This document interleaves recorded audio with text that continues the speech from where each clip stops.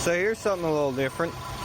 I'm missing an idler pulley, as you can see down there. There should be one right there, and it's gone on account of it exploded. See my post in our cars about that.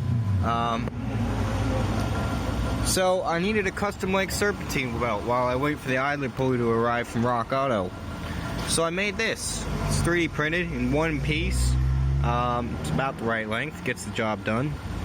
But yeah, it's a one-piece TPU print made with a 1.58 millimeter nozzle, just a regular brass nozzle drilled out with a 16th of an inch drill bit, and printed all in single extrusion, so it's very strong, very durable, and effectively it's lathing itself down to shape, or reverse lathing, I suppose. I gotta let it charge off of this fucking car for a while until it's got enough juice in it, but yeah, come have a look at that. That is a fully 3D printed belt. Right there.